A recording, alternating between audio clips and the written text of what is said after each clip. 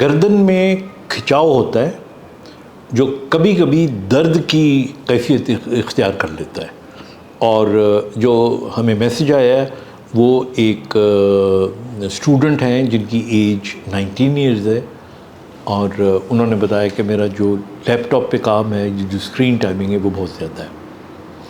اب میں آپ کو یہ بتاتا چلوں کہ ہمارے یہاں جو گردن کی سب سے بڑی ینگ ایج میں جو کامن ایشو ہوتی ہے وہ ہوتی ہے ہمارا بیڈ پوسچر۔ اب بیڈ پوسچر کا مطلب یہ ہے کہ اگر آپ کمپیوٹر پہ کام کرتے ہیں اور گردن کو بہت زیادہ جھکا کے آپ کام کر رہے ہوتے ہیں، تو ایک تو حل اس کا یہ ہے کہ ٹیبل اونچا کر لیں، یا جو آپ کا لیپ ٹاپ ہے اس کو آپ اونچا رکھیں۔ نمبر 2، اپنے لیپ ٹاپ کو کبھی بھی اپنی گود میں رکھ کے آپ کام نہ کریں۔ یہ بہت کامن دیکھا ہے میں نے، آپ بیڈ پہ لیٹے ہوئے ہوتے ہیں، اپنی گود میں رکھا ہوا ہوتا ہے آپ نے، یا صوفے پہ بیٹھے ہوئے ہوتے ہیں، کرسی پہ بیٹھے ہوئے ہوتے ہیں، کیونکہ جب آپ گود میں رکھیں گے تو آپ دیکھیں نا اینگل آپ کا بالکل یوں بن جائے گا۔ جب یہ بنے گا تو آپ کے جو مسلز ہوتے ہیں وہ اسٹریچ ہو، پھر وہ فٹیگ ہوتے ہیں، اس کے بعد پھر کھچاؤ آتا ہے، اور پھر اس کے بعد وہ پین اینڈ ایکس آنے شروع ہوتے ہیں۔ نمبر 2، اسی سے ملتا جلتا، ہم پہلے بھی کئی دفعہ بتا چکے ہیں، وہ آپ کا یہ فون ہے۔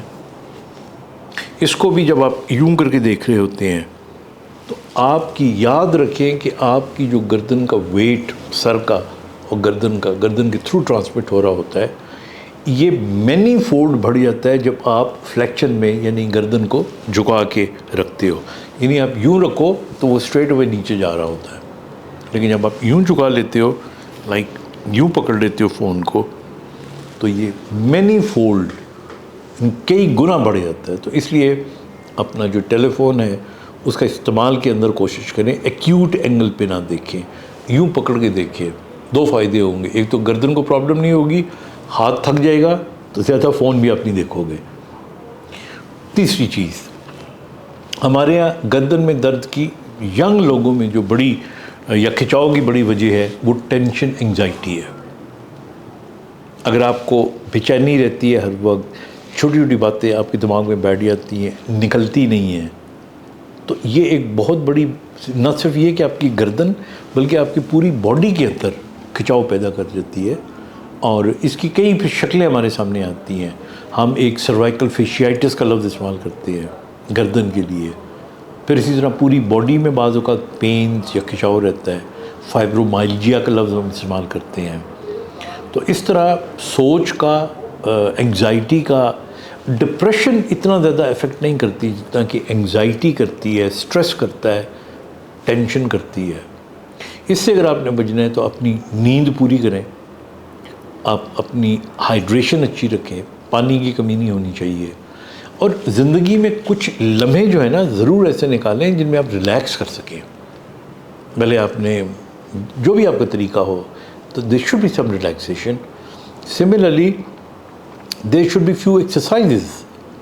تو گردن کے لیے اگر آپ کچھ بھی نہیں کر سکتے تو کم از کم اپنی گردن کو پیچھے کچھ دیر کے لیے پھینک دیں، پھر کچھ دیر کے لیے نیچے، بہت زیادہ نہیں، پھر کچھ دیر کے لیے، جس طرح ہم دیکھیے نماز سے اچھی گردن کی جب سلام ہم پھیرتے تھے نا، یہ یوں پھیرا پھر یوں پھیرا، اٹس ویری گڈ ایکسرسائز۔